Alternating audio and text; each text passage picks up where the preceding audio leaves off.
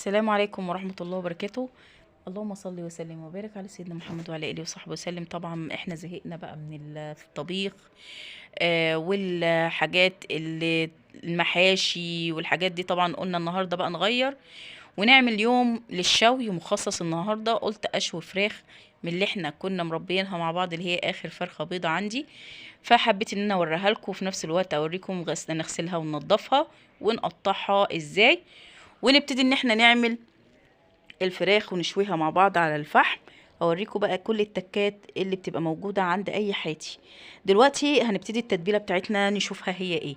عندنا طماطمتين وثلاث بصلات صغننين او بصلتين كبار، وهنبتدي نحط قرنين فلفل حراق وورق لوري وكبابة صيني، وهحط معلقة من السبع بهارات ومعلقة من الفلفل الاسود وربع معلقة سكر، وهحط الملح طبعا حسب حجم الفرخة، وهحط قد نص كوباية من الخل.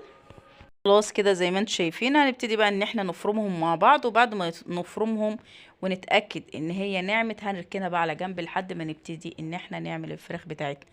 طبعا انا قلت لكم قبل كده ان الفراخ المشوية لازم تتقطع تقطيع معينة، ولازم في نفس الوقت تتغسل غسلة حلوة علشان خاطر الفراخ المشوية البيضة عامة. الفراخ عامة لو شويتيها وهي مش مغسولة كويس هتلاقي كمية ريحة زفارة غير عادية.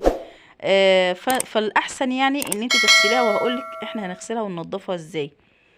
زي ما انتم شايفين كده خلاص انا كده خلصت ال التتبيله بتاعتنا. طبعا بجيب ليمونه برضو بروح عصراها مع التتبيله دي بعد ما اخلصها، علشان تدينا برضو مزازه كده في الفراخ وتديها طعم حلو. طبعا انا الفرخه هنا عملتها من بالليل، غسلتها ونضفتها وتبلتها من بالليل وسبتها في التلاجة لتاني يوم، وابتديت ان انا اشوي يعني على الساعة كده 5:30. زي ما انتم شايفين كده ادي الفرخة. طبعا الفرخة 3 كيلو. دي اخر فرخة بيضة من اللي انا كنت مربياها مع حضراتكم. لو حابين تشوفوا الفيديو هتلاقوه موجود في القناة. زي ما انتم شايفين كده هبتدي ان انا هقسمها من الصدر، بس قلت لا نفصل الاول الورك وبعد كده نبتدي ان احنا نقطع الصدر كويس. زي ما انتم شايفين كده هبتدي ان انا اقطع الوركين الاول، وبعد ما اقطعهم هبتدي ان انا اصغرهم حاجة حاجة، علشان الاول لما اجي اقطع هقطعهم اللي هي 8 قطع وابتدي اغسلهم كويس، بعد كده اصغر في حجم الفراخ يعني وكده. لان الصدر كبير هنا فهبتدي ان انا ارققه شوية عشان خاطر يستوي، بياخد براحه في التتبيلة وفي السوا.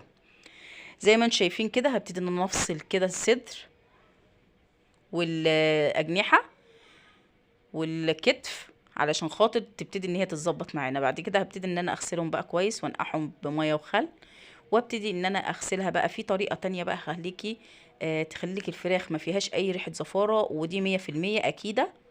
ولا ليمون ولا خل ولا اي حاجه من دي خالص. كل اللي هتعمليه هتجيبي حبه قرفه، وبعد ما تغسلي الفراخ بالميه هتروحي ماسكه الفرخه بالقرفه كده ودعكه بيها الفراخ كلها، وتروحي نقعها في الميه وتروحي شطفها، هتشمي احلى ريحه. ولا هيبقى زفاره ولا حتى القرفه هتبقى باينه قوي، هتبقى فيه ريحه جميله جدا في قلب الفراخ بتاعتنا.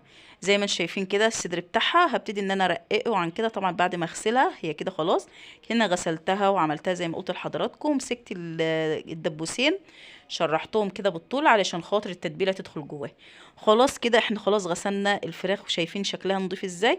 نبتدي ننزل عليها بالتتبيله بتاعتنا واقلبها كويس، واروح حطاها في التلاجة لتاني يوم تاخد براحها في السوا في التتبيله علشان تبقى معانا ما تاخدش على النار كتير. اما لو انت هتعمليها في نفس اليوم فاقل حاجه لازم تسيبيها في التتبيله ساعتين. طبعا بقى مش عايزه اقولك لو جايلك ضيوف ولا حاجه اسهل طريقه احسن من الطبيخ واحسن من اي حاجه، هتجيبي فراخ وكفته وستيك وكباب يعني وتعمليهم في البيت احسن بكتير من ان انت تغرمي طبيخ ومحاشي في اسهل حاجه، وفي نفس الوقت بيبقى متعه للبيت.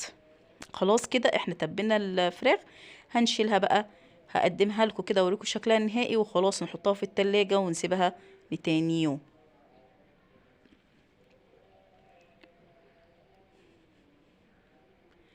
اما انت بقى لو الفراخ ما اتغسلتش كويس هتلاقي وانت بتشويها ريحه زفاره غير عاديه.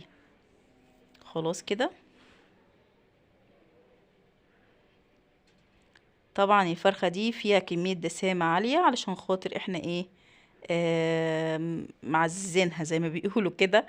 خلاص هنا بقى مسكت الفحم، حطيت على الفحم كام فحمية على البوتاجاز، وولعتهم ورحت رشة فحم من العادي في قلب الشواية بتاعتنا، ورحت حاطة عليها الفحم المولع، وابتديت جمعتهم في مكان لحد ما ابتدوا ولعوا من بعض ورحت موزعة النار زي ما انتم شايفين كده. وادي ادي الفراخ بتاعتنا. خلاص بقى نبتدي نحطها في الشبكة، ونبتدي ان احنا نحطها على الشواية الشوي زي ما انتم شايفين كده. هبتدي ان انا اقسمها بقى هنا، واروح جايبه سيخين واروح حاطه فيهم بقيه الفراخ. بسم الله ما شاء الله، شايفينها كبيره ويعني بصراحه كنا منها وفاض. هبتدي ان انا احط جزء هنا، واروح ماسكه سيخين تانيين، اروح عاملاهم كده في بعض، واروح حطها على النار زي ما انتم شايفين كده.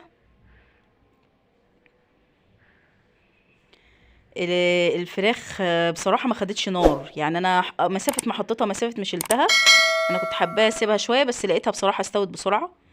لو انت بقى عاملاها في نفس اليوم هتلاقيها يعني هتاخد شويه معاكي، لكن دي عشان بايته من امبارح في التتبيله بتاعتها فمش هتاخد سوا. الخل بيساعدها ان هي تستوي بسرعه، وفي نفس الوقت السكر بيخلي لونها يبقى جميل وتستوي من جوه، مبقاش فيها اي كتل دم من جوه ولا حاجه. خلاص كده احنا كده حطيناها على النار. طبعا شايفين الفحم بهدل الدنيا ازاي. هبتدي بقى ان انا اهويها كده لحد ما هي بقى خلاص هتشتغل مع نفسها. خلاص كده